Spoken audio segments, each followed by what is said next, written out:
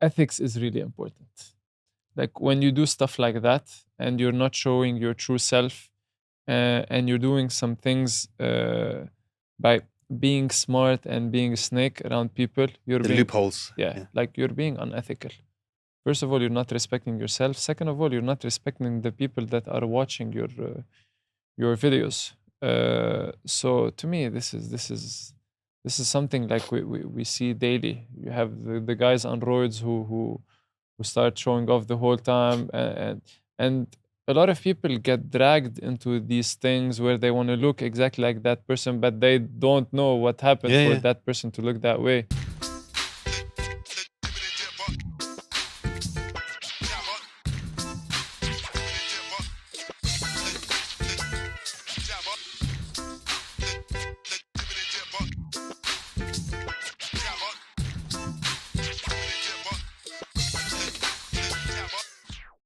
We started ages ago, bro. I've just been slowly leading him in. He's I've taking been things reading up. him in little bit by bit, bro. For every fucking burpee he made me do, for every press up.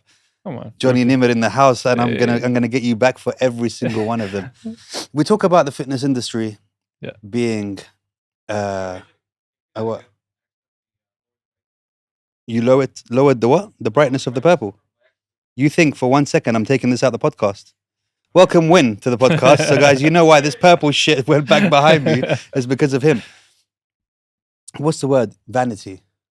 Vanity in the gym, in the fitness industry and all that, which is obviously something that me and you don't have. Yeah. Apart from when we came to sit down on this podcast and you were like, oh, you sit on the left side, right? And I was like, yeah, you want the left side? No, I'm having the left side, bro. My good side. And then we just spent 10 minutes going, yeah, but the hair, I've got the line on the hair and everything, bro.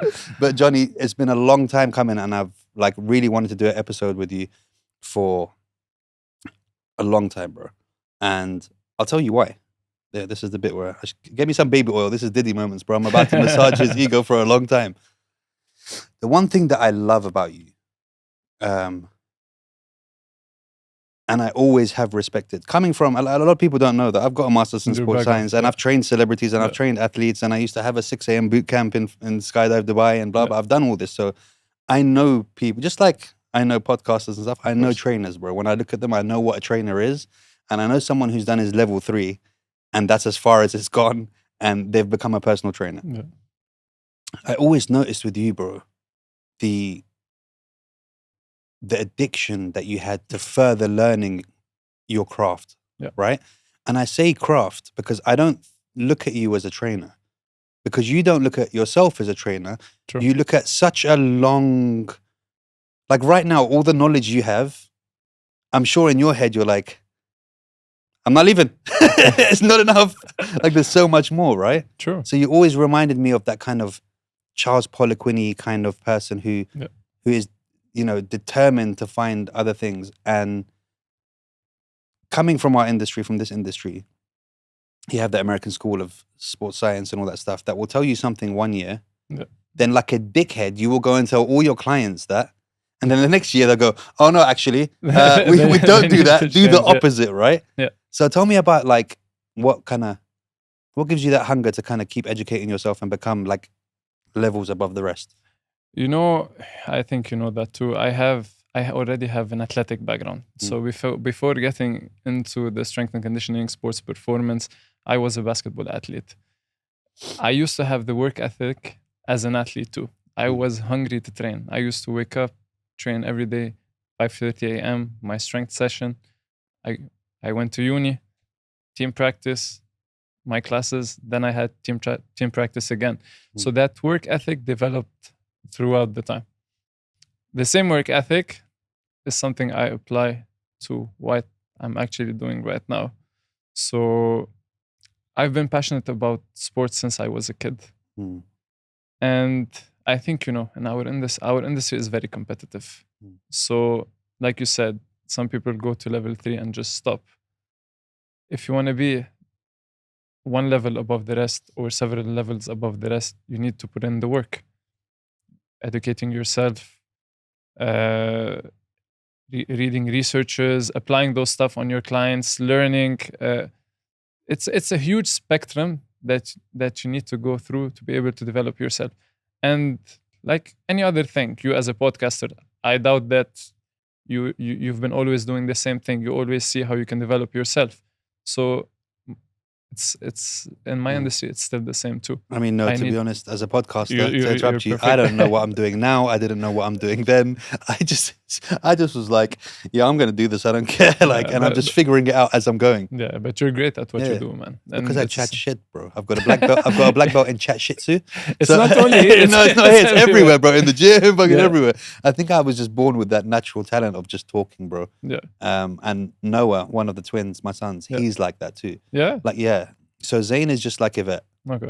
He's very calm. He analyzes stuff. Yeah. He doesn't do things for the sake of doing them. He'll think about it first. Noah's like me, bro. He'll jump out the plane and then ask, do I have a parrot? Like, he'll figure it out, bro. He goes to strangers in the streets like, hey, guys, and all that stuff. I'm like, what guys? Stop talking to these people. Like, he's very social. So I think that's something that we got. One thing I wanted to talk about, bro, and it used to piss me off, bro. Yeah. Clients. Okay. No, let me finish the sentence. It's not just clients piss me off. How do you deal with, because there's so many different levels of clients, how Sure. do you deal with the ones that actually don't care enough to research about a trainer? Do you know what I mean? Because there's Yeah. so many people that they'll be like, oh, he's got a good trainer. He's a good trainer. He's not a good trainer. Yeah. Do you know what I mean? Like once I was hiring, I'll tell you a story. I was hiring somebody when I had my company to do some PNF stretching, and I gave them a towel to use, obviously, for the stretching. And he went like this and lay it on the floor, bro. So instantly I knew from that one move, oh shit, what a bloody waste of time. Look, I think you know that too. I'm a lecturer. I'm an educator. So usually when I have clients coming in, a big part of our session is actually educating them. Hmm. When you educate your clients become semi-coaches. So, and most of my clients actually, whenever they walk around, they can tell a good trainer now Sure, from yeah. a bad trainer, because I explain to them, I teach them, I tell them why we do what we do. So it's constant education. Then they reach a point where, okay, they know what they need to do or they understand. How to reach the other people? I think I'm trying to do that through social media. Like, social media allows us to reach to a bigger number of people. And to me, education is a big aspect of what I do. So I try to keep on educating people as much as I can. When they see that this guy knows his stuff, knows his shit, okay, he is good at what he does. So I believe combining these two, like live, you educate, and also using the social media platform to educate the clients that are not training with you can play a role in that. It's just such a dangerous field, because I just remember like seeing like this Now, so if you many wanna, characters. If you want to dive into social media, this is we will crazy. for sure. But there are so many different. It's like remember the show The Office. Yeah, That's what the gym's like, bro. There are so many different characters in the gym. There's a guy who did roids, got himself into a good place. No. Because if you take roids, don't get me wrong, you're not going to take roids and have a good body. True. If you take roids and kind of figure it out and have a good diet and know the basic aspects of training, You have the you're good going to get a good aesthetics, you're going to get a good body, right? Yeah. There's that guy, and he's never done a course, and he's training people. Yeah. But he doesn't know how to train Gen Pop, so he's never going to be able to get them to look anything like him. True. Then there's the other. There's just so many. There's the guy who gets the old lady who puts 100 kilos squat on her and tells her, "All right, let's start squatting." No, ask the grass. What ask the grass? Her ass hasn't touched grass for the last 50 years, bro. Like, what are you doing, bro? It's actually dangerous. Some people are really getting injured from this stuff. Unfortunately, and that's a big issue in Dubai. Like wherever you go, people think becoming a trainer is something like super easy. You go, you do your certification for a month or two, then you become a trainer. That's why, like, all over the gyms over here, you see that the quality, I'm not going to say all of them, like most of them stay there. And most of the clients don't actually know that they're being trained the wrong way because they're not well educated, like we said before. actually, it drives me crazy seeing that. Yeah. You know me, you know Yeah, how yeah, of technical course. I am. The perfectionist and you can't handle it, bro. Yeah. Like, okay, when you watch someone doing something, okay, they're gonna hurt their knees. Yeah. It's gonna take a week, 2 weeks, they're gonna hurt their knees, they're back. Then these people come to me usually to fix that aspect. But that's unfortunate. And then there's ego as well, because Yeah. there's somebody that you want to tell them, hey, mate, you're doing that all wrong. But you can. But then if you go to them, he's like, bro, I know what I'm doing, bro. And you're like, bro, you don't know what you're doing, bro. Yeah. Like, you really don't know. Yeah, I don't like to talk a lot about other trainers. I always look at myself and the work that I'm doing. But it makes me a bit upset because, people actually invest in their trainers. They're paying money.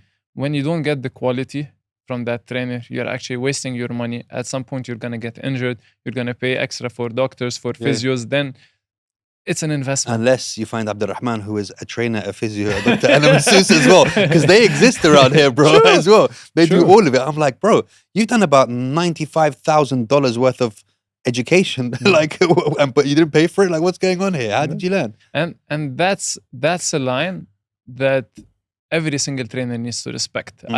I spoken about this subject before. Like, as strength and conditioning coaches or PTs, we are not physios. We are not rehab specialists. We are not doctors. We need to work with them to complement what they do. Like, it's an entire spectrum, but we shouldn't cross the line. We need to know what we do and stick to our scope of work and not interfere with others' scope of work. Bro, do you know the thing that used to make me cringe, bro? And I'm partly saying this because you train my wife, so don't do this. And secondly, because I've seen it so many times that it makes me want to throw up in my mouth. You know, when you see, and you've seen this a million times, guy trainers that are training women, and they're touching them in ways that's so inappropriate, and there's no need for it. Like, from a training perspective, there's no need for you to have your hand on a lady's hamstring doing hamstring curls for every rep. Or when they're stretching them. Like, maybe the first rep and go, okay, you're feeling it, good. Yeah. Do you know what I mean? Like, kind of thing. But hand on the hamstring, hand on the lower back. And I'm just like, bro, what is this, bro? Like, what are you doing? Are you getting your thrills out of touching these women like that? Like, how do you feel about that as a... Here we go back to the issue of education. Like, being a coach is not something easy. And this is part of being a good coach. We need to know where to stand. You need to, first of all, take permission from the client. Exactly, yeah. Like, can I touch you? Is it okay? That's why this morning when we were training, remember I asked, can I touch your ass, bro? When you were doing the glute thing. You know, like, to me, it makes me sick seeing people like this. Bro, it's the worst, bro. Yeah. And I don't know what it is. I don't know, because some of the women, this is a touchy subject. Yeah. And we're going to go into it because I want to go into this with you. Because you know me, I don't talk about this stuff. You don't talk about it. That's why I want you to talk about it. Because on the other side of the office is the different types of clients. Yes. And again, we're not talking about any of your clients, but it's funny to see the different clients. Sure. There's the older women who quite enjoy that kind of training because it's like, they're not getting much attention anywhere else, right? So they're like, he's a nice young man, so I'm gonna let him get away with more than he should. Yeah. The one thing that I noticed, let's talk about all the funny different clients, types of clients. One thing that I told people is, when I was talking to my friends, I was like, I studied to be a trainer. Yeah. But I'm spending most of my days being a psychiatrist and a psychologist, bro. Yeah. Like, the stuff that some clients tell you. Yeah. And I don't know if they're just so trusting and so comfortable and know that you won't tell anyone, but you spend a lot of it, like, going so deep that it drains you sometimes, right? You go out of there and you're just like, oh man, that was a... Yeah, and imagine hard sometimes session. you have long days and you and you have like 5 of them. Yeah. Bro. But what do you think that is about training that makes people so comfortable with you to tell you? Like, so I've been told some stuff that I was like, this has got nothing to do with training or anything else. Like, it's a really deep thing, right? It's actually a very deep thing. It's also part of what we do, and it always also depends on the client. Some clients come not to train. Yeah, they pay for your time. Yeah. Yes, they pay for your time. They want to train a bit, definitely, but they're stressed at home. They're stressed at work. They need to let it out somewhere. Definitely, it depends how long has that client been training with you. So to me, when someone starts, like first week or two, starts opening up, Mm. something's not clicking. You know me, I'm not an extrovert. I'm usually like a bit of an introvert. But with time, you build that trust with those clients. Some subjects, yes, you can talk about, but there should always be like the professionalism. You can't open like these Yeah. deep subjects. Sometimes in some exceptional cases it might happen, but usually I personally tend to like stop these subjects. How do you stop that? How do you stop them? Tell me. Like, I'm not don't want to say I'm not the nicest guy. You know me, I'm very firm usually Yeah. in my sessions. So to me, you're paying for my time.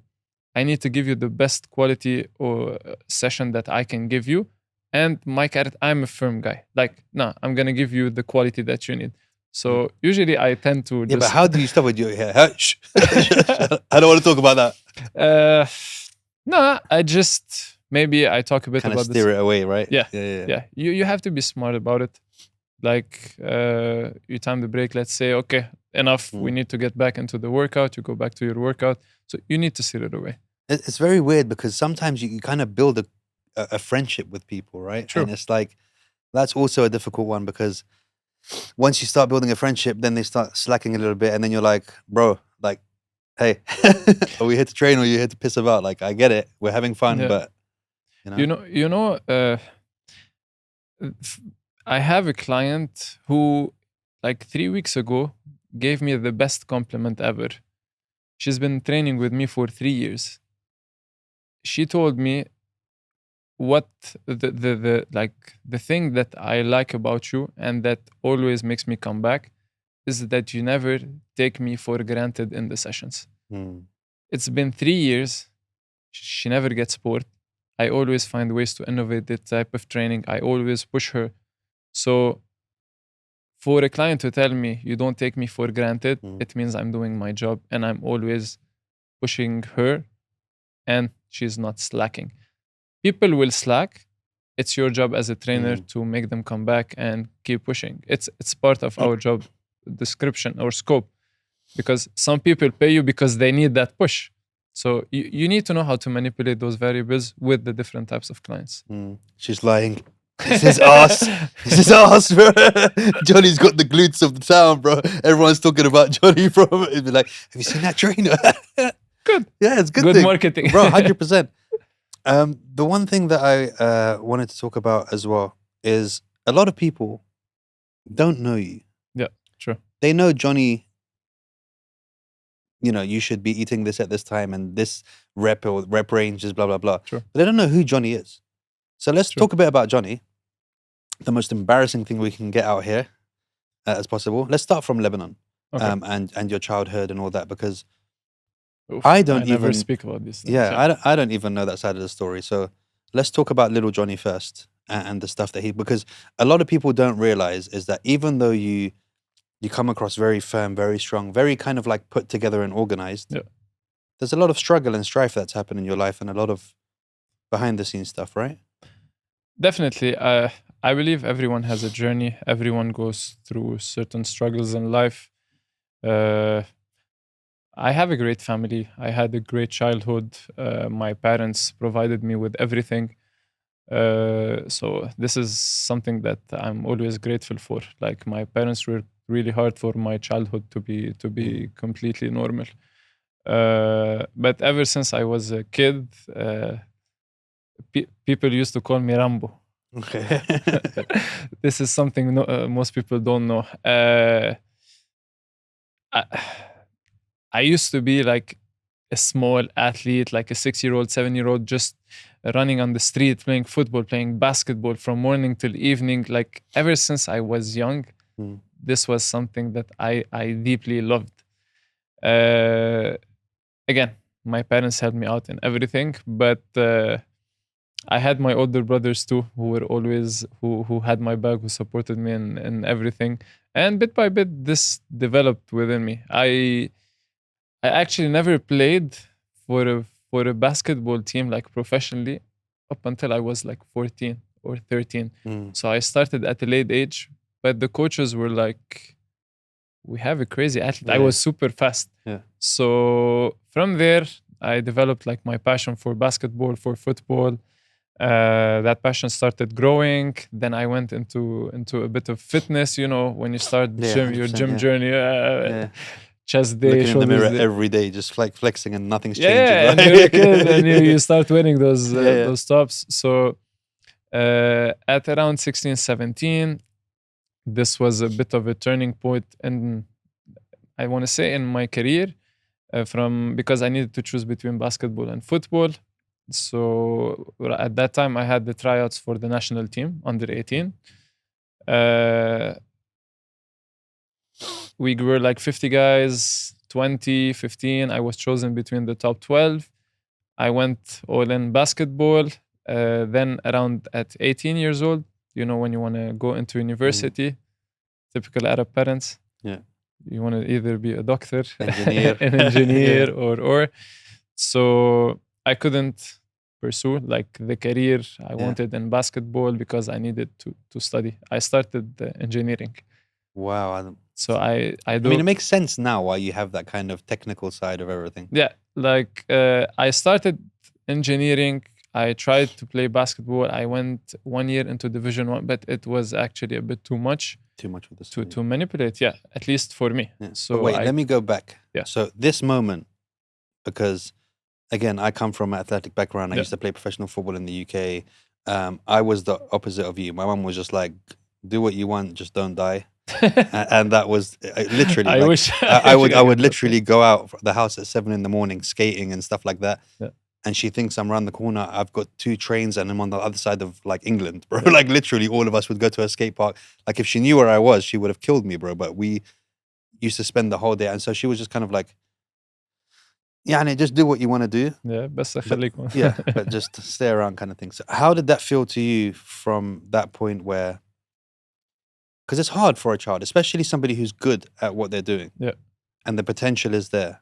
And then I'm sure at that time you have Fadi Al-Khatib and you have these people around who are proof of that it is a career that can happen, right? Yeah. And I swear, until I met Fadi, I didn't even know how big basketball was in Lebanon. Yeah, it's Like, the biggest it's game. major, yeah. So how did that feel to you and how did you navigate that? Being told, no, you can't chase your dreams. It wasn't like, no, you can't chase your dreams, but you have to do this. And by doing this, it was pretty hard to do the other. You So know, they were so smart. indirectly, They were like, we're going to tell him he can do both.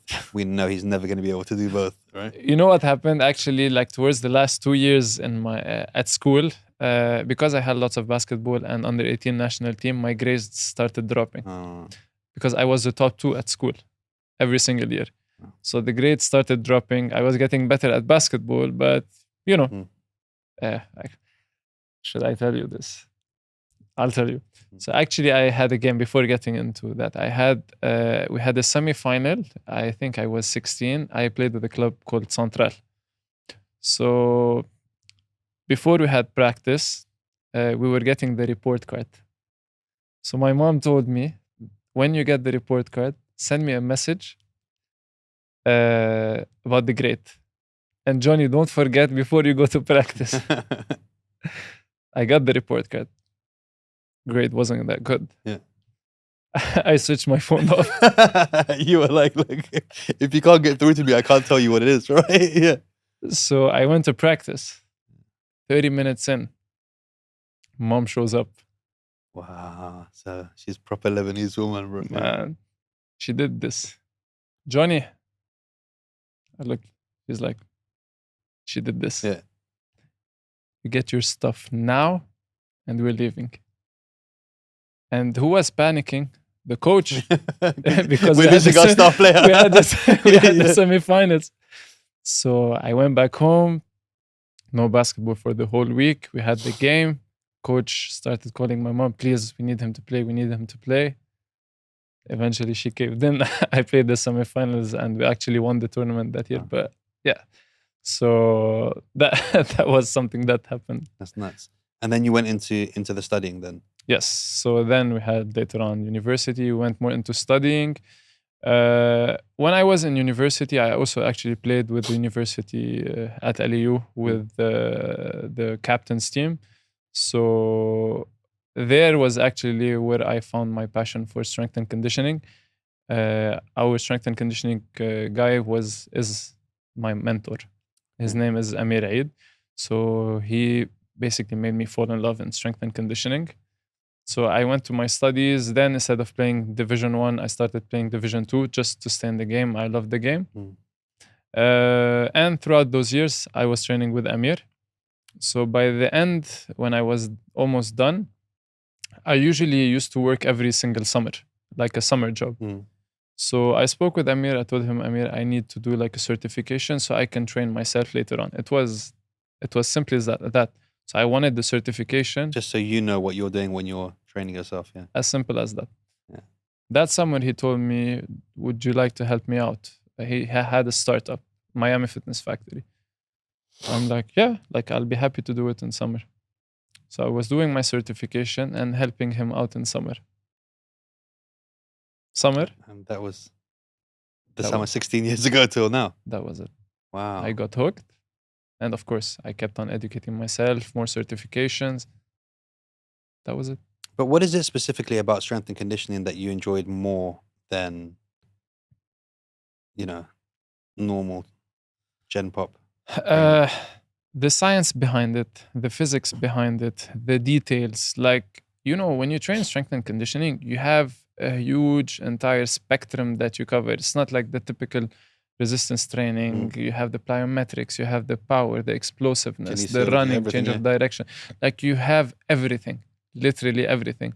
And the deeper I dove into these subjects, the more details I was learning, the more I wanted to learn. The hungrier you got, yeah. The hungrier I got. And I test myself, then I apply them on the client, and they start to work. Okay, it's clicking. Then you want more and more and more. And I developed that passion. I remember when I first started, because I trained with you for a while. Yeah. And I remember Sylvestre. Yeah, with Mikhail. Yeah. And I remember that first session. Because I know, again, I know what to do. Yeah. So when I see that bullshit set up before the session, I'm like, oh, for fuck's sake. This guy's gonna do a lot of shit to us right now. And I'm just not I just took the kids to school, bro. It's like 8 a.m. I want some simple stuff. Yeah, and it's just like there's like there, I can see the balls there, and then I can see the hurdles there, and they're all so neatly tied up in a nice line, and I'm just like, oh fuck's sake. Here we go. True. But it's good for you. It's good. It's much better to train like that, but it just takes effort, bro. It does take effort. To me, if you reach a point where you're doing it not for athletic purposes, where you're doing it more for your health, for movement, like you're not a professional athlete, you are a professional athlete, don't get me wrong. You just need to have it, let's say, at least twice a week, because for longevity, it's gonna help you out a lot. 100%. Because most of the people train purely resistance training, and that is not enough. If you're playing basketball with your friends and you don't train properly inside the gym, you will get hurt. 100%. You just need to do these things so you can actually play freely, happily, and not worry about getting injured or twisting your ankle or. Yeah. Injuries are part of the sport. They are, but still. But even like when I train, like you train now, even you said to me today, you were like, bro, do you come into the gym for half an hour and then leave? And I'm like, well, yeah, I've done what I need to do, right? But like, it's very basic training that I'm doing now, which is just like maintenance. But you're right, like the way you train people, and I see you do it. You train in every plane. Yeah. For those who don't know, sagittal plane and all the different angles and all that. So basically, you train in all directions. In all directions. Yeah. And you train muscles that are working, even though that, secondary, primary, and other muscles that are working all at the same time. So like you'll do moves and I'll see you do moves that I'm like, wow, that person's literally doing 15 muscles at once now. Yeah, true. Where I just go and I just isolate and I'm just like, the pump, the pump is good, right? But the way you train is so much better for someone my age, who's coming onto that water slide now of that last. It's only downhill from here. to just have that longevity in Yeah. stuff like that. And I do stuff like jiu-jitsu and stuff like that. And I'm telling you right now, bro, that way I train now is the worst way to train for jiu-jitsu. True. Because you're so stiff. And jiu-jitsu is literally the You art need of folding flexibility. gloves with people still inside them, bro. So it's made, like in jiu-jitsu, I've seen like the palm of my hand, like, but like, do you know what I mean? Like, but the body's not supposed to turn like that. Yeah. And by training the way you do complements it so much. True. Which is my way of saying, bro, we need to come back to training again, bro, We need to fix- because I'm hurting, bro. I'm hurting so much. Yeah. But let's talk about that because you train so many athletes as well. True. Who do you enjoy training most? I guess you know the answer. And We just, have to say it. I have to ask it, right? Honestly, the most like, I don't have a specific client. I'm not gonna get into names. You'll get me This is in the part of the trouble. show, guys, where we lie to the camera. But go ahead. But you have some people where you just need to keep it to basics, and you have some people that you can actually push, even though they're not professional athletes. But you can actually can push take them them. So for sure, I enjoy these sessions more. I'm not gonna give names again. So I enjoy these sessions more. But nevertheless, when I have a general pop client who came to me and can barely jump, and now they're actually jumping and stabilizing on a single leg. I mean, my wife, she's got 0 knees, bro, on both sides. There's literally a hole there. Like, Man, yeah. With stuff your, that's with happening your now. wife, she came to me, Yeah. person. Now she's a completely Yeah, different person 100%. inside and outside the gym. 100%, because I remember just noticing that, and it's something that I was telling her was going to happen, and I don't think she actually knew the speed and the thing, but completely different person. And that, I guess, is the beautiful thing about your job, that you change people's lives for the better, like energy levels, waking up. Like, she's getting up now, she's doing stuff that I can't be asked to do. Like, even on the off days, getting up at 4:30 in the morning to go for a walk, and I'm like, where are you going, bruv? It's 4:30. You know what I mean? It's your off day as well. Stuff that impossible that would have been happening before. And that, I guess, is like more than anything else is the top, right, of what you're doing. This is why I do what I do. Like, we are in an industry where we actually change people's lives. For a person to come to me, just want to do the session and leave and not get the benefit out of everything around it, I wouldn't have done my job. For example, Yvette, she comes, she trains with me 3 times. That is not enough. And most of the people don't understand that. Like, they come to you, they tell you, I'm coming, I'm training 3 times. Why am I not losing weight? Yeah. It's not like that. Like, you're coming 3 hours out of how many hours during the week. So here comes the part of education. And also I got like a small sentence from a client, which I loved. She told me, your discipline makes us want to be disciplined. Makes my clients don't want to miss a session because they know I'm going to be there. I've been in the industry for almost 10 years. I actually been late twice in the 10 years for 5 minutes. I try to be on point every single day because that discipline, I know, has an effect on others, which is something I love about what I do. Okay, I want to talk about this. Yes. Because you say late. Yes. 5 minutes. Yeah. Your 5 minutes late is 4:05, bro. AM. Like, I understand the whole getting up early and stuff like that. Win understands too, because I literally, and you know what? This shows how much I love Win as well, and how much I still have that trainer in me, where I said to him, because he was leaving here late, okay, and the gym that he goes to closes at 10, yeah, and he was getting like 20 minutes sometimes to get there and there. And I was like, you know what, bro? If you go to the gym in the morning before work, I'll let you start at 11, 12. Okay. As long as you do that. Just to show that, because I know it's hard. Of course. That initial, like me, bro, I will 100% go to the gym every day. Yeah. Even when I'm sick, bro, I've been to the gym with bogey coming out my nose and I've got a tissue and stuff. I can't not do it. I just can't. I feel weird if I haven't trained. Even if it's not happening, like I don't feel like it. Some of the days where I felt the shittiest have been my best sessions in the gym, training-wise. So I know that me telling him, yeah, go to the gym at 9 in the morning, in his head, he's like, bro, that's an extra hour of sleep. What are you talking about, bro? I don't want to go in the morning. I want to go at night. Yeah. But the way my way of thinking is because I know I'm like, bro, just do it for 2 weeks. If you do it for 2 weeks, It's gonna become a habit. there's no way you're not going to do it again, Yeah. kind of thing. So you go there, you wake up at 4 in the morning, bro. Yeah. You're not Muslim, right? I'm not. You're not Muslim, right? No, So it's not Fajr prayer that you're waking up for, bro. No. Okay, so what exactly gets you up at 4 in the morning, bro? And how do you do it consistently for so long, bro, without going crazy? Because I get it. I understand that you have that mind frame. But even with that mind frame, there must be days where you're just like, you're like, but I just went to sleep. Yeah. I take naps. Yeah, So, right? yeah. I'm gonna go into like different segments Yeah. to explain why I do this. An average trainer starts at 6 or 7. So starting at 6 or 7 is gonna give me the same amount of hours like every other trainer. By showing up to the gym at 5, I already have an extra hour over others. That's on one day. So 6 or 7 days, that's 6 or 7 extra hours. Let that compound.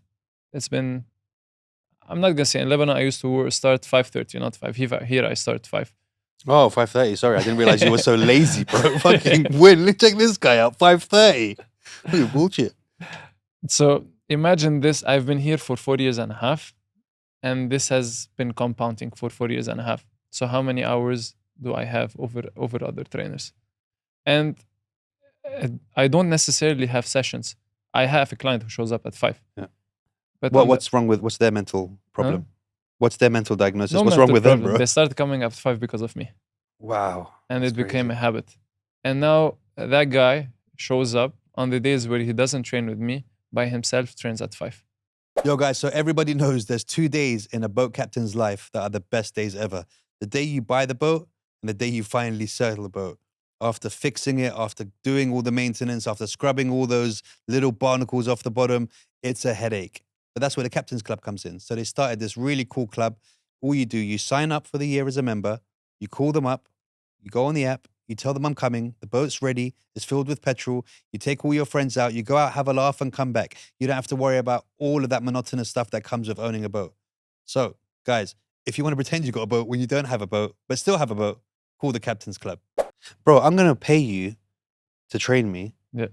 And I'm going to make the session start at 4 just to piss you off, bro, and even more. I'm going to let you compound another hour on top of that, bro. You wake up at 3. You know those videos when you see, why buy 1 house a year? Why don't you buy 10 houses? Let it compound over 10 years. And then you can get 10x that. Yeah. You're making fun. Like, you're saying that as a joke. If you would do it, I would actually do it. Yeah, I know. And that's why I'm not going to do it, bro.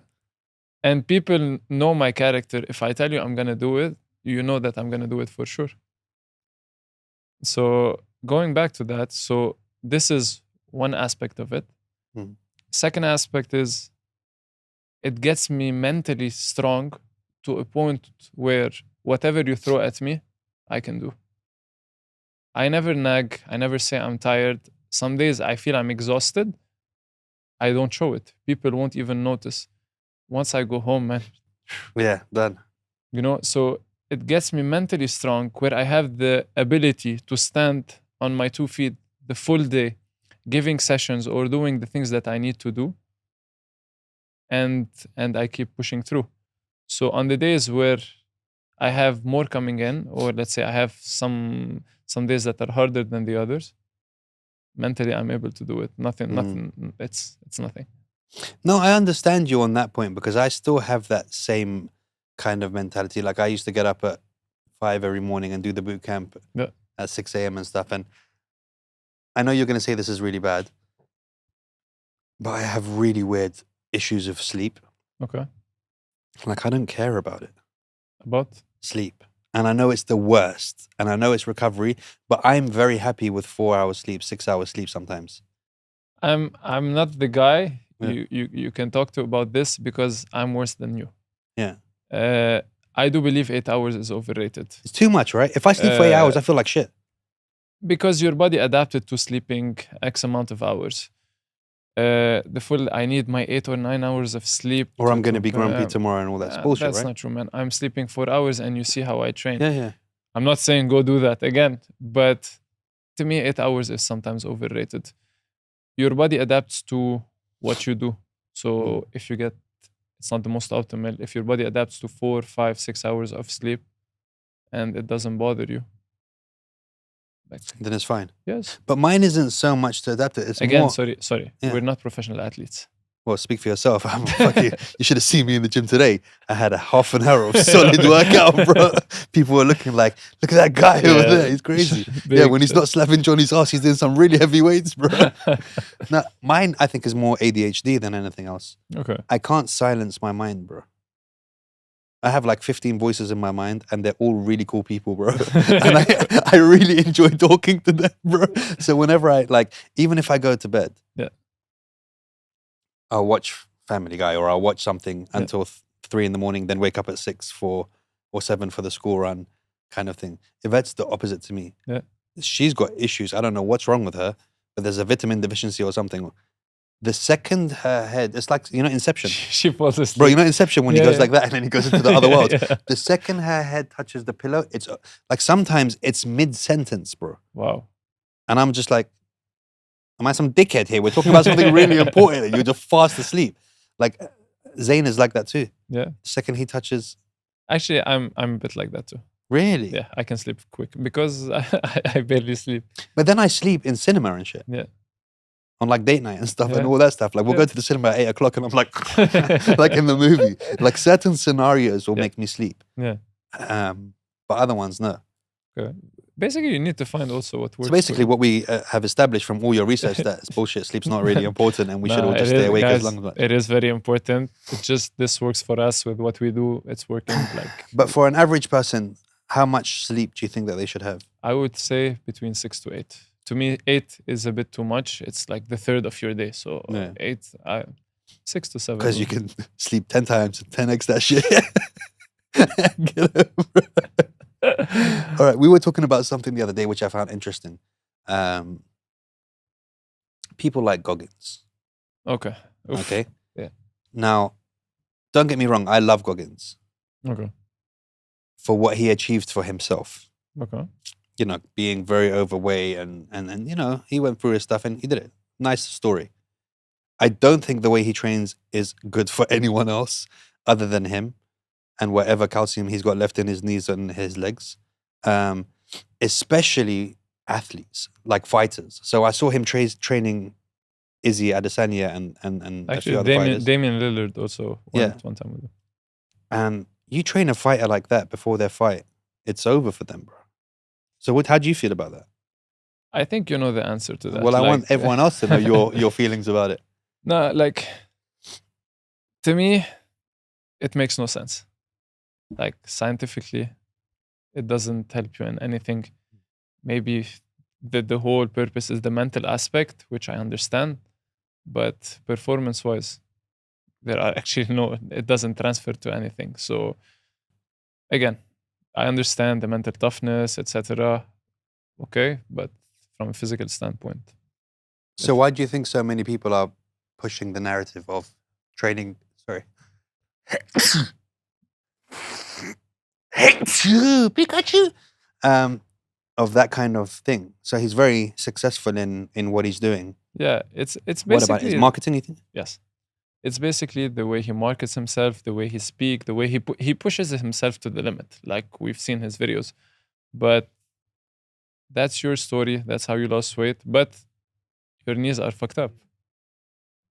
Like, I understand one point, but at the end of the day, when someone comes to us, our goal is longevity, health. We wouldn't push that way. Okay. And you can use me as a case study as well because I'm an idiot and I train 7 days a week. Yeah. Just because it's become such a habit, I honestly can't not train. Okay. I have to do something that day. Even if it's, like I set up my training in a way that by the time I get to Thursday, Monday, what I've done on Monday is fine. The DOMS is finished, everything's done. Yeah. So I can train that muscle again. So I've done it in a way that I can train 7 days. What is the optimum amount to train? Oof. And what is the right way to train? There is nothing as optimum, and there is nothing right or wrong. To me, I always think why I choose to do certain things. So, training, you can train 7 days a week. You can do three. You hear that, Win? You hear what he just said? You can train 7 days a week. You actually can. Like if you manipulate the variables and there is proper load management, you'll feel fresh. Like you said, you train on Monday. By Thursday, the DOMS effect is not there anymore. You can push again. To be honest, I only said DOMS because I know a lot of people don't know what it means. It makes me sound like I know more about training. DOMS is Basically, delayed guys, muscle onset of muscular soreness. soreness. I haven't had DOMS in about 8 years. You're a beast. That's one. Two, you're training 30 minutes. But I'm training a very good 30 minutes, bro. I only get DOMS from jiu-jitsu now. And I think that's And- because I don't train those extra muscles. It's not that. To me, DOMS doesn't necessarily show that you're improving, which is It's more protein, right? Protein yeah, intake. it's a big misconception. I need to get sore, or when I I hurt do myself or I didn't have a good session, yeah. or when I do lower body, I can't walk the next day. I feel I did something. It's for me. You're pushing to a certain limit you shouldn't need to cross, especially when it comes to athlete. Like if you train on Monday really hard and you came to me the next day where you can't even walk and can't do anything, and How does I'm that gonna tell you benefit to you? rest. That's one full day of training that you're not doing with You me. take that day, compound it over 7 days. Sure, Grant Cardone influence, huh? So No, I just watched this guy who takes the mick out of them all. Have you seen him? There's a guy on Instagram. yeah. And he just takes the piss out of all of these guys. And Yeah. he's always like, you drink one Red Bull. And he's like, why drink one Red Bull? You could drink 7 Red Bulls, compound that up, the caffeine. And he just makes fun out of everyone. I'll send you his stuff. It's amazing. Yes. So that's why I say there is nothing optimum. My job as a strength and conditioning coach is to properly manage your load for you to give me the best outcome possible. Meaning, when we have, let's say, I'm going to take an MMA fighter, for example. Do you consider his strength and conditioning session as we should emphasize a lot of focus on that, or it's complementary or second? Yeah. Should we prioritize it, or we have different priorities for MMA fighters? Usually, let's say they focus more on the technical aspect, jiu-jitsu, striking, whatever that is. SNC complements what they do.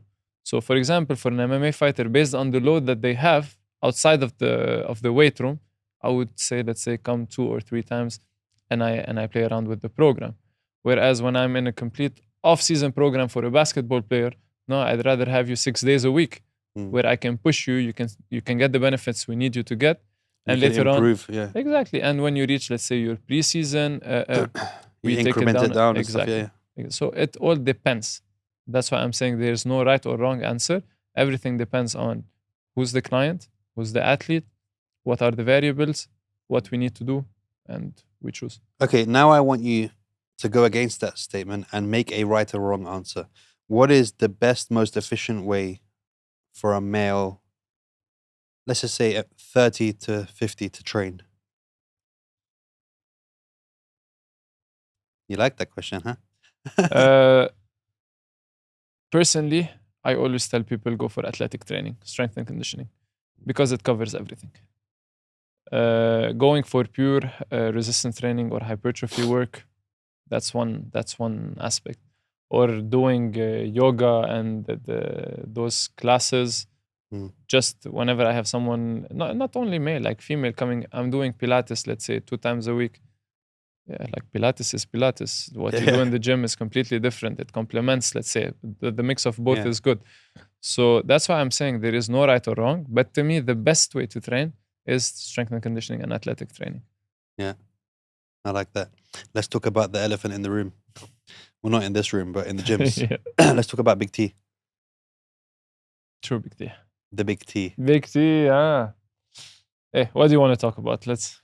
Well, look, I don't know if this has been a thing for a long time. Okay. But I feel like in the last 5 years, everyone's talking about TRT. Everyone's talking about testosterone. Everyone's talking about oh, you got to take peptides and you have to do this and you have to do that. Yeah. What's your views on that?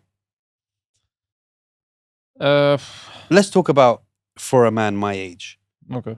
who's considering TRT now. Well, there's no point of talking. We all know that there are dickheads that are 20 years old taking testosterone, which is the most redundant thing you It can depends do. also on the influence that others have on them. Like, Yeah, but it's a dangerous industry, the social is. media industry, dude. it's crazy. You got 20-year-olds who look like Arnold already, the No, same size. it's quite crazy, and unfortunately to me, I believe that's a very bad influence. Like you have a 16-year-old who keeps on looking the full hour at his biceps or back, like this is Yeah, yeah. this is not like the essence of Yeah. the gym, you know. So if you're asking me about my opinion, I'm against these things unless the science behind it shows me that it doesn't have, let's say, any side effects, or taking, let's say, that dosage will benefit you in certain ways with no Yeah. side effects. So it also depends. For example, peptides. It's actually a lot of people are on peptides, and Because they're I'm hearing about like BP51, Yeah. BP157. yeah, like BP. people are feeling much better taking them, and there are no side effects. So I wouldn't. Are there no side effects? Again, it depends where you're getting it from, the doctor that's helping you. Like, there's a lot of variables here. Can you get me some? You need to talk to Tarek. I just need to go to the gym, yeah. You know, so, but for you to take, let's say, steroids or testosterone for faster results, I'm completely against. Like, I do believe in hard work. I do believe in discipline. I do believe in you being committed to what you want to achieve. And even if it takes a bit more time, let it take a bit more time. 100%, bro. You can Like go into the gym every day. The journey is nice. Yeah. Go in there every day, 30 minutes, 10x Yeah. that shit, compound the 30 minutes until. No, but what do you think? I think I'm the same as you, where I think if it's done properly and somebody looks, for example, we all know that 30 years old, your test goes down. Yeah. Now, how much does it go down? That's the thing. I think people are over exaggerating They do. at some point. And it depends how much you're training. You Yeah. know, so if you're an active dude, you train a lot, you're consistent, the drop wouldn't be significant. But that's why I'm saying, like, if you reach a point where the dosages are minimum, I'm not You gonna have say to do your bloods first and see where course, you're but at, right? Of course. But That's why you another need thing to do it people with the don't right do. doctor. A lot of people don't do that when they do This, the test. this is why it's such a huge misconception where some people say, oh, I'm against it, I'm against it. Like, it depends the whole process and how it's done. If it's done the right way with the right people with the proper dosages, it might give you benefits. But if you're doing Bro it for science. yeah. But if you're doing it for the wrong reasons, with the wrong people, with no guidance at all, like, what are you doing? Tell me about a time where Superman found his kryptonite and you weren't training as much as you were. There must have been a time where you were just like, oh, fuck this shit. Because not everyone has their moments, right? True. It was actually the worst time that I felt physically, psychologically, emotionally, like whatever that is. I reached a point where I was actually barely training once a week. Wow. Like, And during this time, you're still a trainer? yes. Okay. So I was working a lot. My food was bad. It was mainly stress eating. Like, I was having days where I was working from 5 a.m. till 10 p.m. Wow. And you know, in Dubai, especially the start is not easy. Like, people don't know, man. I came here, I slept on a friend's couch. I had a scooter. I used to wake up at 4, go on the scooter at 4:30 to reach the metro.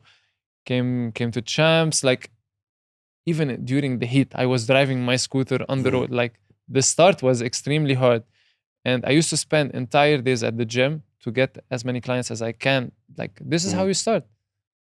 So I used to reach days where I just wanted to go reach home and fall asleep. And because of the load of the work that I had and everything around it, I didn't used to train. So it was the worst shape I've gotten into. And then, like, just one day, I looked at myself like, what are you doing? Like, yes, you need to work hard, but if you work hard and you reach a point where your health is going to become an issue, Then what's the yourself. point? What are we doing this for? then Yeah. what are you doing this for? Yeah. So this year I took it like one small step back. I created like an hour or 2 hours per day for me to train myself, and ever since I've been very like extremely consistent, and I'm in the best shape I've ever been.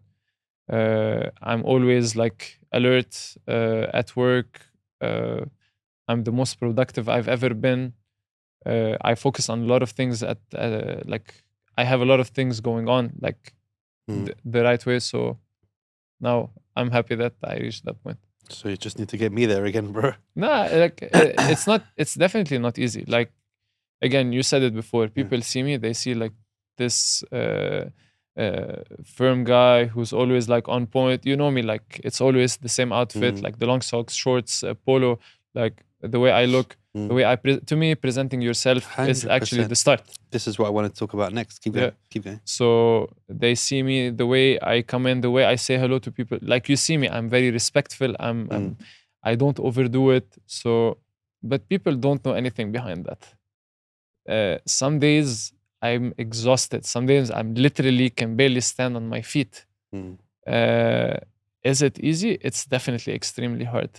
But doing this day after day is making me reach, let's say, the milestones that I want to reach. I'm still far away of the things that I want to achieve. But am I getting there? Definitely I'm ticking boxes along the way. Sensitive subject. Not for us, but for other people. Yeah. When I used to be a trainer, I mean, I'm sure I've showed you pictures just to show you why I never used to always look like this, bro. Yeah. But when I used to be a trainer, fitness model, all this, I used to be like 6 to 8% body fat all year round, shredded. I look like a giant erection, bro. Just hardened veins everywhere, bro. That's a first. There's hard veins everywhere. I used to do cardio twice a day. I used to train. I used to, the same fasted cardio, all that stuff. I used to really, really push. My thing was, my body is my business card. It's my first line of defense. How do I have the balls to tell someone I'm going to change your life and make you look better if I don't look that way? This is where the subject becomes sensitive. I've been in gyms before and thought to myself, which one is the trainer and which one is the client? Male and female. We have to be honest about this, bro. How do you feel when you see a trainer who's in worse shape than their client? And this happens a lot in every gym. I'm not saying names. I'm not going to point anyone out because I don't want to be a dick. This is not about pointing people out and saying this name or that name. But essentially, if you're a heart surgeon, I want to see rubber gloves on your hands, bro, before you start going into my chest. Right? Like you dress the part, like look the part at least. How do you feel about that? Personally, you said it. The body is the business card. So you need to always look the role. Like this is the first impression. I don't want to generalize and include everyone. You have some trainers who are not in shape, who are technically very good and very well educated. But still, I wouldn't. That's even worse. Yeah. Like when you're more educated and you look worse, it's your duty to yourself. Yeah. Like, don't you get embarrassed? And I understand some people go through stress in life and some people, like you said, they go through things and they let it go a little bit. But as a trainer, this is letting go a little bit. Yeah. I still got a 4-pack. The other 2 or 4, they're not coming unless I put some effort in.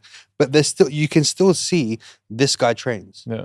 I've seen some trainers in the gym. And look, there's a difference between a 25-year-old trainer and a 46-year-old basketball coach or other sports and stuff like that, because they've got the knowledge, they've done it, they're old now, they don't need to look that way and they're well known. Yeah. But to be 25 and be really overweight and not look like you're training yourself and people are paying you to train them, I think there should be a certain level of self-respect in an industry where looks are pretty much everything when it comes to that, right? True. Again, I don't like. You're making Look, me you got to, talk. man. We're having a conversation. This is Jibber with Jabber. We tell the truth here, bro. No, I know. I know you don't want to be mean, Because but no, because one, I'm not that guy. Two, I'm very fond of education. Like to me, first thing I look is education, and definitely you need to look the role. I wouldn't accept myself doing what I do if I wasn't fit or I didn't look the role. I think it's wrong. Going to a dietitian that's not you know good what I mean? looking. Yeah. I understand that. Again, I don't like to generalize, but to me, that my point of view is similar to yours. Mm. You need to look the role to be able to coach others. If you don't, you're not respecting yourself, you're not respecting your body, you're not respecting how educated you are to show it And to that's what other I mean. people because you don't look the role. Like, it's a selling tool. Like being educated and being fit at the same time, it's your selling tool. Again, we're talking, let's say, mid 20s, early 30s. Yeah. At some point, when No, you're at some old, point you have kids and you don't give a shit anymore, bro. That's yeah. it. Yeah. So I definitely agree with you. Yeah, it's a tough one, bro. It's like me, even in this industry. Yeah. You know, I have the other sets and all that stuff. When you came in here, we'll talk about it soon. The JMP podcast coming soon, bro. Hey. Bo. You like that little plug there, bro? When you came in here, Yeah. what did you think when you first came in of the place? When I came here, knowing that we When wanted if this is shit, we're gonna cut it out, edit it, and then remove this question, right? no, like when I came here, first of all, I came here because we wanted to talk about my podcast. Mm. So the first thing I told you, I like the set. I felt the warmth when I came in.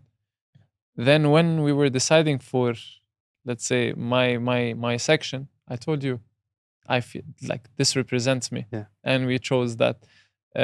Automatically, as soon as I got in, I told you, I felt it. Right. You felt good. And you know why that is? It's because you know I have the education. Yeah. We're leveling this up to the training thing True. conversation. You know I'm a podcaster. I know what I'm doing. I've been doing this for ages. You know that I'm going to point you in the right direction, right? This is why I came to you. Yeah. Remember, I told you, bro, like, you know your stuff. But next, Yeah. my body, the other sets that I have, they look the part. Yeah. If they were shit sets and you came in and sat down, you would have been like, Yeah. and it could have stopped you from doing the podcast. True. You'd been like, oh, I can't be asked for this shit, bro. But because I got very nice chairs and everything's custom made and the sets all have this, you know, their intricacies and all that stuff, it's because it's a business card. I can't True. have my set looking good and the rest of the sets looking shit. True. Right? So I think that's so important, bro, that the whole, if you're a trainer, It's the first impression. yeah. It's let's say 50 to 60% of what comes next. It's mad. All right, you're really close to your mum, Yeah. right? Yeah. Someone- I'm close to both of my parents. Yeah, your Yeah. mum and your dad. Yeah. They're very special to you and stuff, Yeah, right? of course. How difficult is it for you to be, I say so far away. Yeah. It's not far away, but when you have work and you can't travel a lot and all that stuff. And I really remember when I saw a video of you Yeah. surprising your mum, That's the what look on came, her, that's yeah, what came to my mind. the look on her face Yeah.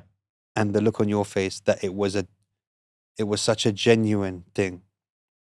What does that mean to you and how does it, and if you could cry at this moment, it would be really good for a for a TikTok reel, bro. No, but how do you deal with being far away from them, especially when shit's going down like it is sometimes in Lebanon, 90% of the time? The only reason why I go back to Lebanon is because of my parents and my brothers. That's the only thing. Being away from them is definitely something extremely hard. I'm strong mentally, definitely, but at the end of the day, your parents are growing, they're not getting any younger. And because I'm at a point in my life where I'm building my career, you can't afford to always go and come. I need to put in the work. Luckily, they both understand. I'm gonna say my dad and my mom, then I'll dive a bit more into with my mom.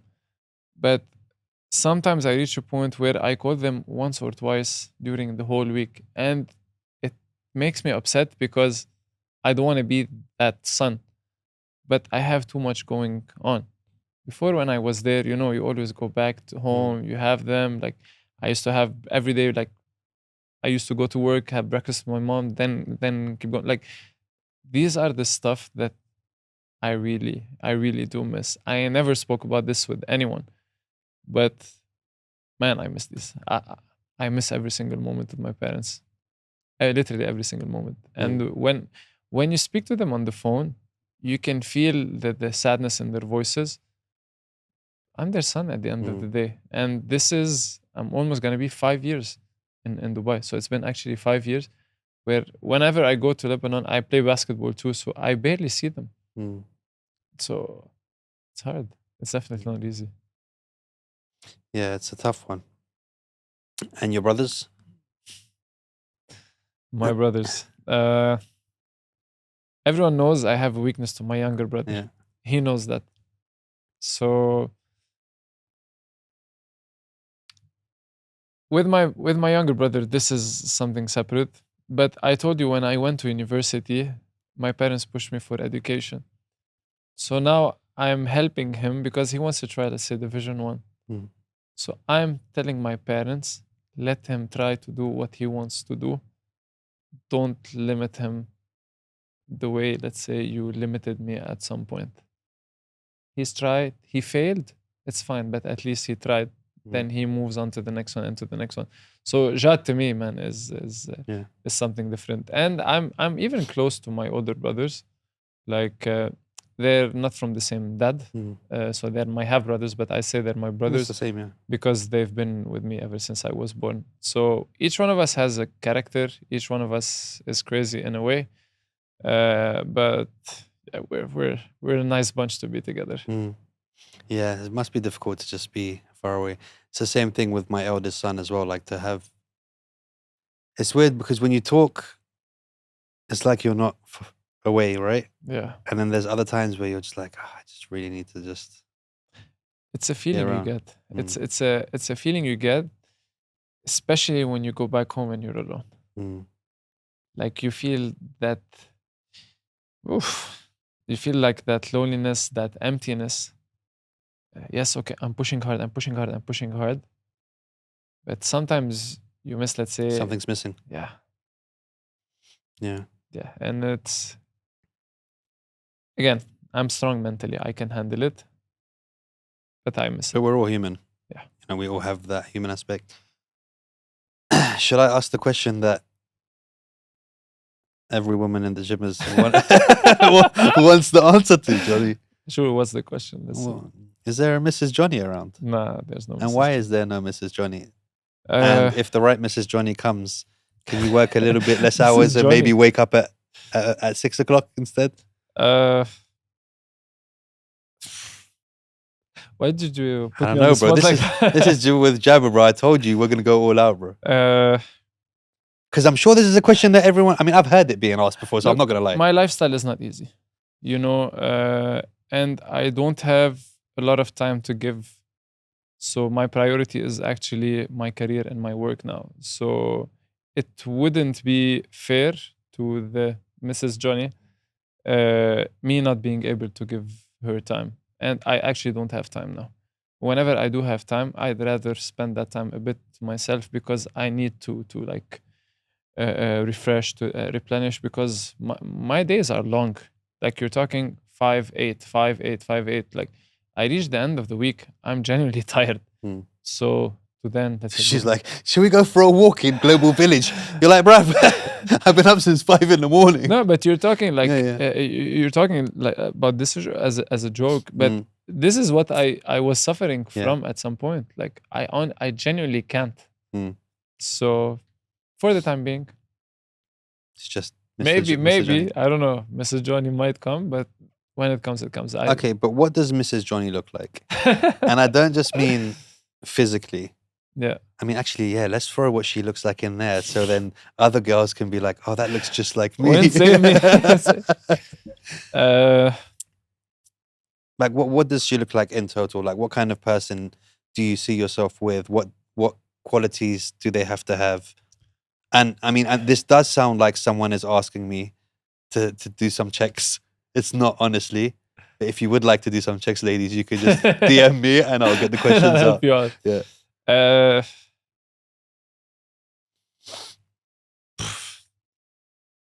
The girl that will be Mrs. Johnny needs to represent me the right way. Hmm. Meaning, from a behavioral standpoint, I don't expect anyone to be as psycho as me when it comes to work ethic. And this is not something I'm looking for. But the way she presents herself, being classy, elegant, like walking next to me, people will say, okay, this is like Mrs. Johnny. Character, she needs to be calm. I am very calm. I don't believe in opposites attract at all. Yeah. Bro, I'm exactly the same as you. Yeah, like I've I had need one someone who's argument with calm, Yvette someone or who's two. understanding. Yeah, in the 10 years we've been together, I can't do this. Yeah. Like I don't think I've ever shouted, maybe once. You don't need to shout. Like I don't get any of that. I'm just like, like I don't. Yeah. Like someone who understands your character, someone who understands what you want to achieve in your life. Instead of telling me, let's go out, now you need to rest. Let's say, let me do 1, 2, 3. Because not everyone's like that, especially here. It's very hard to find. You're gonna get me into trouble. No. It's very hard to find ladies. Say it, housewife. No, I'm joking. No, but it's very it's hard to sure. find someone who understands. Not that you won't find, but it's very hard to find someone who understands what you want to do, especially if you're too ambitious, and understand the amount of hours that you need to put in. So I wake up at 4. I have, let's say, my gym from 5 till 8. Usually I go home, I reach 8:30. I have my online clients 8:30, let's say, to 9:30. Sometimes I have calls with my marketing team at 9:30 or 9 p.m. I have the call 10:30. Let's say I want to read for half an hour, or I want to just watch TV just to not think. That's my day. So basically what you're saying, ladies, is if you would like to be Mrs. Johnny every Sunday, only on Sundays, and half of the day on Sunday, because you just started a new podcast, so it's going to be busy for the first half of Sunday. Yeah, but you get my point. Like someone who... I get it, but it's difficult, bro. I know. It's a very difficult ask. And not because... That's why I'm not asking. And not because the person doesn't exist. Yeah.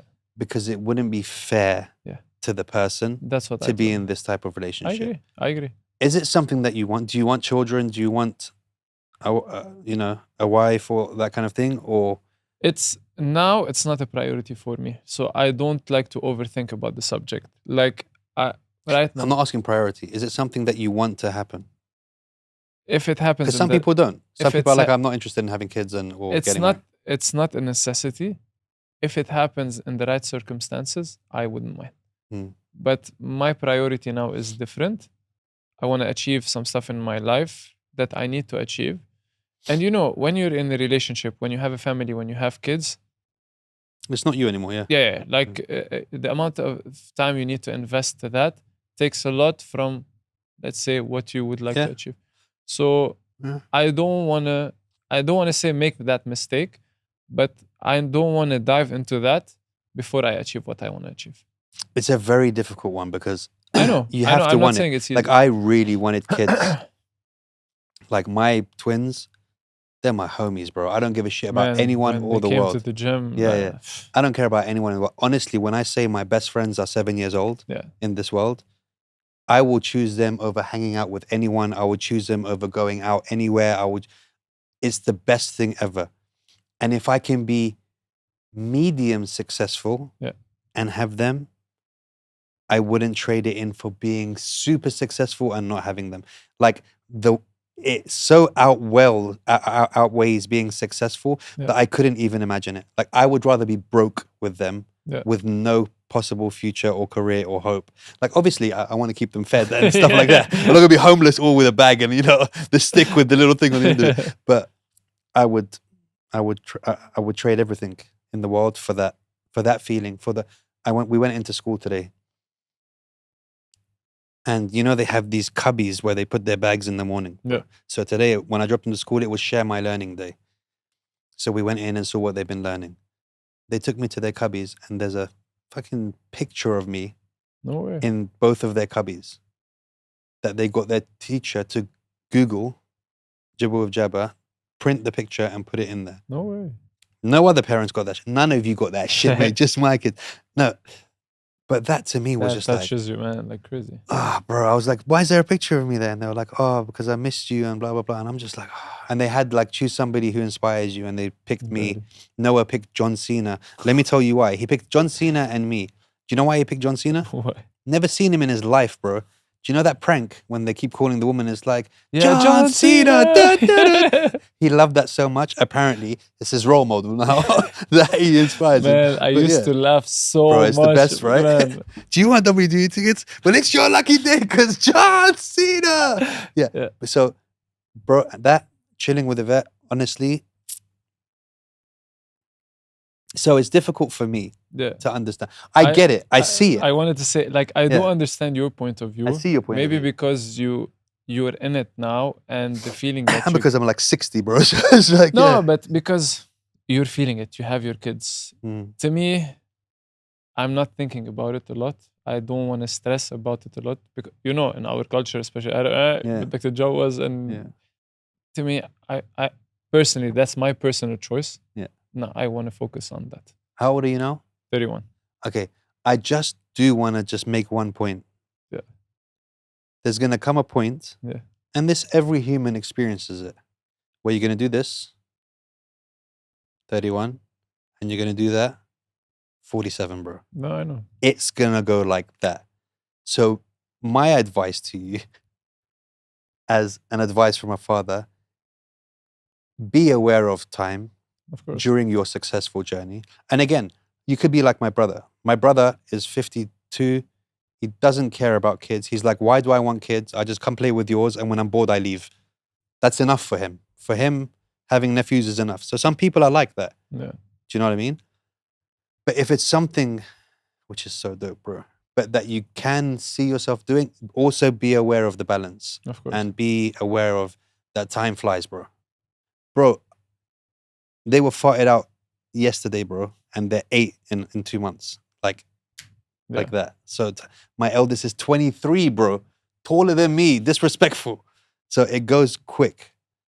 So keep that in mind if it's something. I mean, who am I to tell you, like, bro, No, keep it in mind? But it's just it's always in my mind, and you know me, like I'm always aware of everything happening around me. But for now, like let's say, when I say for now, to me, I always look 2-3 years down the line.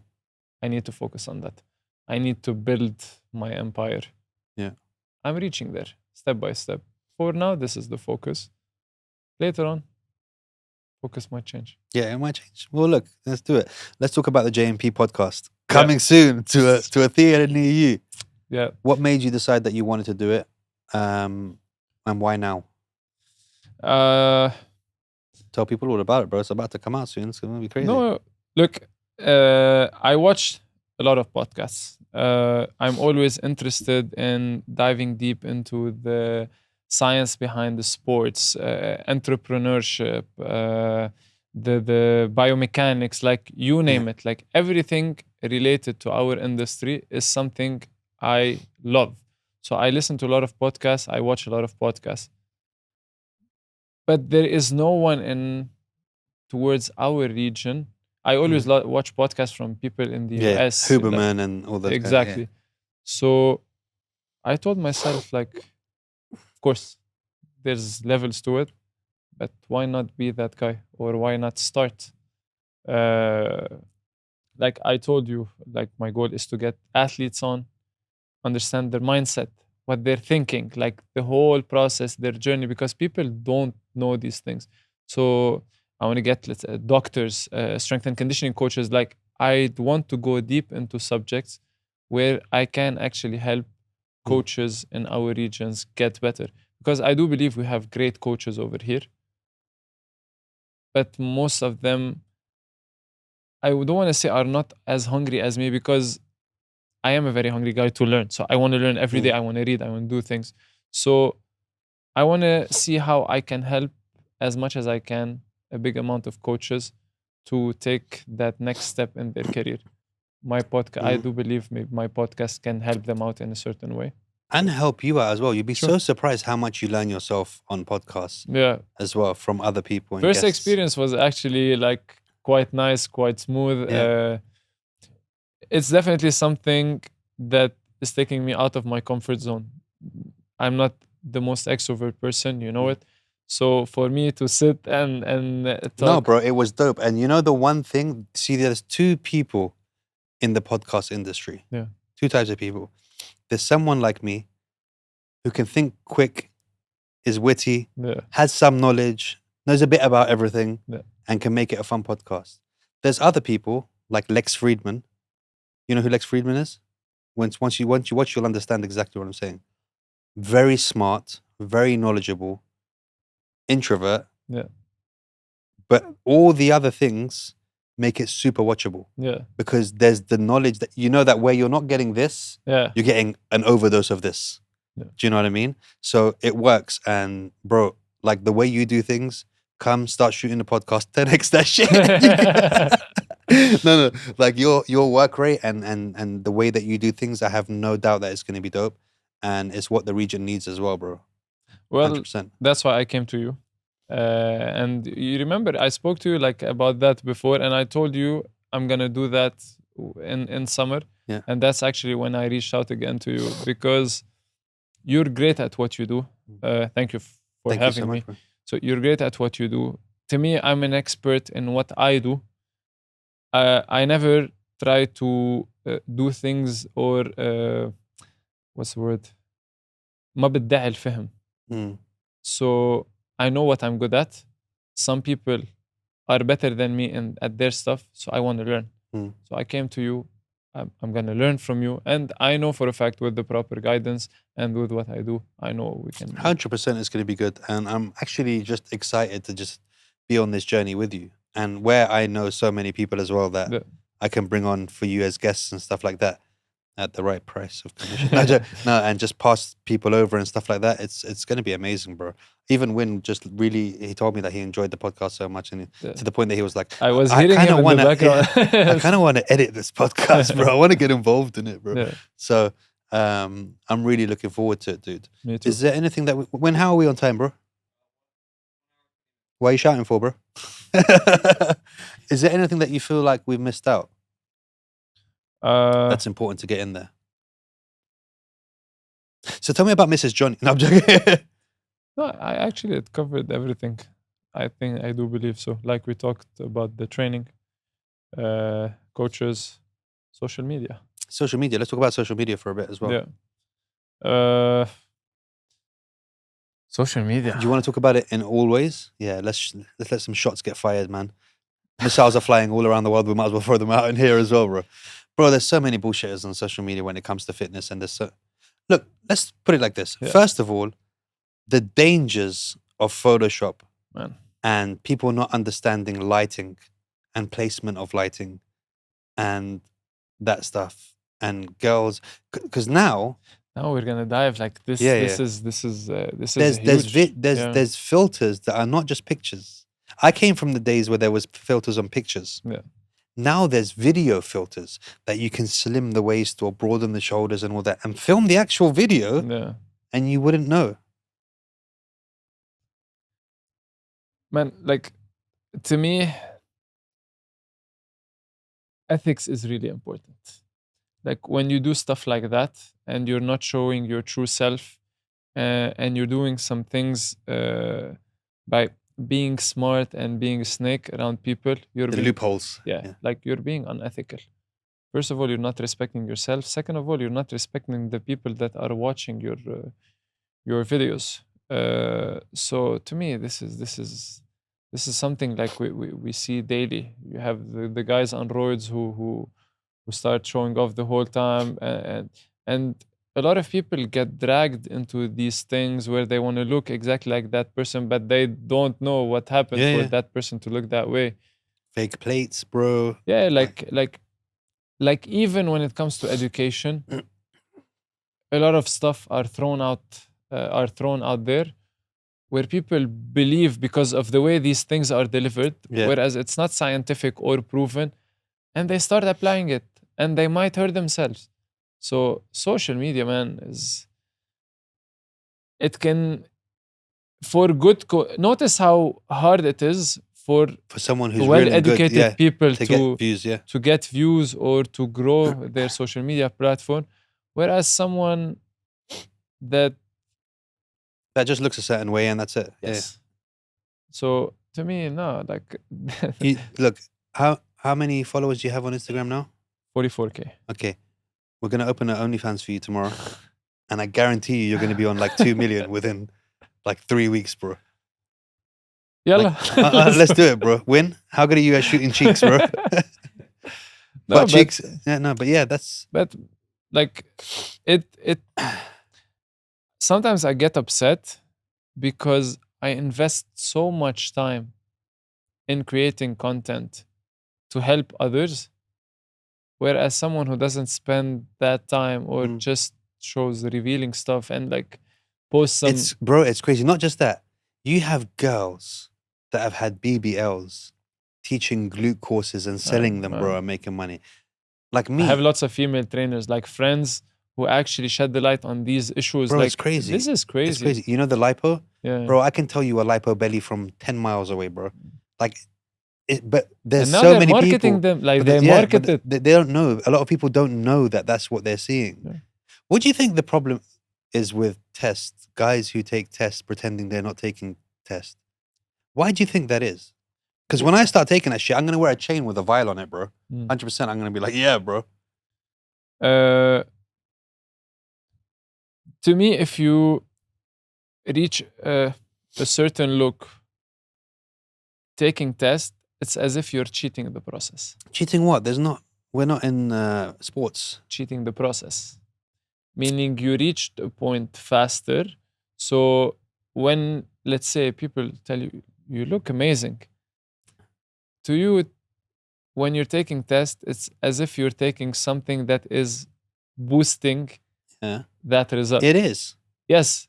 And I'm training so hard and I'm eating very well and all that stuff on top of it. But the ego doesn't allow you to show it to other people that you want to say that you reached that result naturally. So this is why I believe most of them say no. Or when you know someone is having the needle every day, then no, it's like just a small dose. But this is the thing. Maybe because we know what a body's supposed to look like. We know about the McDonald's scale for muscle to fat ratio of how much you could possibly have. And it's impossible to grow that much. Maybe because we know so much, we look at it and we're like, what are you talking about? But unless you're taking huge amounts, and even some guys, bro, they look like they're something out of an anime film, bro. Yeah, true. And they're like, I'm natural. And I'm like, bro, this is not, humans don't look like this, man. Like, I get it if you lie, if you're a physique model and you kind of still look like it could be natural. Yeah. Then I get it. But when you have a vein like the size on your shoulder that is bigger than my forearm, and that's just the vein, forget the shoulder. Who are you kidding? Yeah. Like, just say, yeah, I take it. I don't understand. Yeah, I have friends who do, and they say it out loud. Like, fine. Like, it's, you want to do that. But I tell you, like, I think the ego and they wouldn't accept, they took something that will help them reach a certain result. Bro, it's not. I've seen some guys that are so big, bro, that when they get a bit older and they have to carry that weight on their joints, man, it's going to be a hard time, bro. No, I believe so.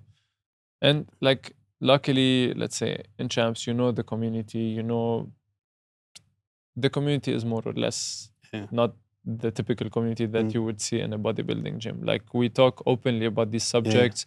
We educate ourselves. We speak about this subject openly. So as long as you know what you're doing and you're guided properly, like the right way, before, it's your own personal choice. Personally, you know me, you know how I think. Me, I enjoy the process. I enjoy the training. Like, I like the feeling. I don't care how I look. The way I look is the result of how hard I'm training. Fucking liar, bro. No. Fucking liar. Yeah, but would I take something that... You do care how you look. Yes, but it's... And the angle of the video on your abs that you got into the ice bath that I saw, you definitely care how you look. That's the only video that I posted. Don't get me wrong. There's nothing wrong with caring taking pride in looking. Bro, when I used to be shredded like that, the waist, it used to be down there, my shorts, bro. I used to have the whole V, bro. Yeah. Like if it was down any longer, bro, I'd just be naked, bro. Obviously, you're proud of it. You But do like how you look. I am proud. Don't tell me I don't care how I look. No. But why am I proud?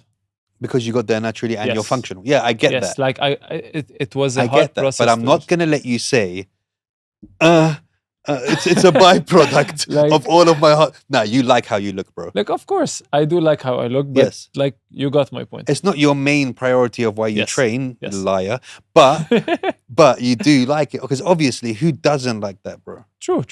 But I take pride. Like, I post. You know me. I never post No, shirtless. yeah, I get it, bro. I never post shirtless. I rarely post I get it. shirtless. But, bro, okay. So when I was shredded like that and I had my 8-pack and stuff, Yes. now when I'm in the gym and I'm sweating, I do this.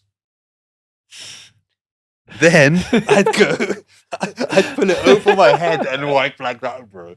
So there is pride in it. Turn left Yeah, and right. show the obliques and stuff. There's nothing wrong with liking how you look. Yeah. Bottom line, I got fat, bro. You need to start training me again. Yalla, let's do I it. need to go back to jiu-jitsu and show them that they can bend me in some way, but there'll be a muscle there to stop the bend, bro. Because right now I'm folding, bro, in every direction. I'm enjoying doing the training I'm doing now. Yeah. But I know it's not what's good for me. I know that at my age now, I need to, especially that the kids are getting faster and stronger, bro. Like, Yeah. and they're doing gotta jiu-jitsu keep now up. as well, bro. They got their second stripe, so I'm not gonna have them choke me out, bro, in 5 years. So I need to be on top of You it, have bro. twins, so watch Yeah, out. yeah, like, exactly. both One of from each angle, bro. But, bro, again, thank you so much for coming. you. Man, I appreciate you hosting me. Always love to talk to you. And again, thank you for. You know- made me speak about things I've never spoken about in Good, my that life. was the point. I told you it was gonna happen. But thank you for taking things in life and in your career to the level that you have. There's not many people that do Appreciate things it. the way that you do. And if you didn't notice, I want to tell you that it's noticed by everyone else. Thank you. If you want to pretend and be humble and think that nobody notices, but No, it really does. Thank you. Like, there's a difference, bro. When I see you training people in the gym, and this is coming from an educated mind of trainers. When I see you training people and other people training people, it's like man, it's a whole different level. I love what I do. And it shows. People have no idea how much I love what I do, and this is what wakes me up every morning. Well, I love then it. I train love me for free. Start at 4 o'clock in the morning. 10x that shit. Do it every day, 7 days a week, and then we can be shredded by summer, bro. I got 1 more month before I go to Zanzibar. Just get me shredded for Zanzibar and we'll Yeah. go, bro. But again, I was gonna say, yo, bro, this is your home.